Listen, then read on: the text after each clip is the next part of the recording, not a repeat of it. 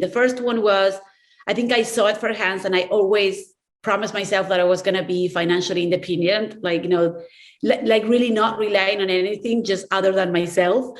And then the second one was that was even more important than just, how do you sustain yourself or the financial aspect of life, which is how fulfilling working is. I saw it in my mother. She was a new person. She was exhausted. It was more tiring. It was very challenging for her.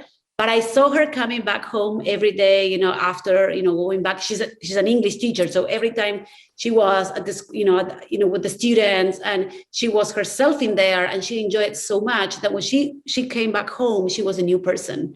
So I understood the importance of work beyond just, being financially independent and sustaining your family in her case. So, and that's something that I always admire from her. Like, I want to feel that way when I work, I want to come back home like refreshed and with all that energy. So I think that has been, and also seeing the transition for me as a teenager was very life-changing because I saw how important it was. So, and then also, she always, everything she did in her life, she faced it with a very conscious approach of the impact of what she was doing in someone else.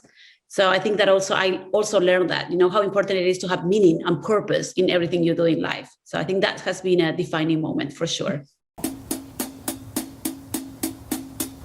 We Latina, we need a lot of role models. We need more people that, can share their experiences so they feel empowered, younger generations feel empowered and feel that there are resources to be treated equally, right? I don't like to put all the blame on others and to say like things are wrong. Let's just wait until they change the regulation. And, I think there's always something we could be reading between the lines and learning to evolve. And that's how I always choose to manage, being part of a minority, which is real, right? It's real that there's biases. It's real that it exists. Mm-hmm.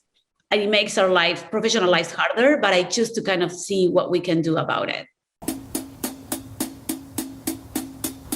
So Weeby is an IoT and AI company. What we build is a no-code, which is basically is a tool set that doesn't need any technical expertise to build very complex applications for use cases in agriculture or food manufacturing. For example, so if you have a crop field and you want to measure certain variables in real time through sensors, you can install the whole complex setting without having to, rely on specialized engineering for the coding portion of it. So it's 100 no code, and our goal is to democratize the adoption of this disruptive technology so that any community or any organization of any size can take benefit of data and the future of AI, and without having to invest millions of dollars to make it happen.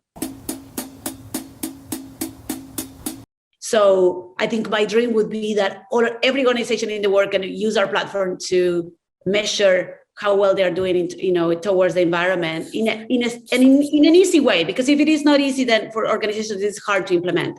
So the technology is out there, but it's so complicated that it's just not meeting the goal of really making sustainability possible. So I think for us next is to really continue to work forward, to move sustainability forward in the manufacturing and agricultural space. Yes, of course you can. So for me, it's a pleasure. So thank you for, having the platform to share what we're doing.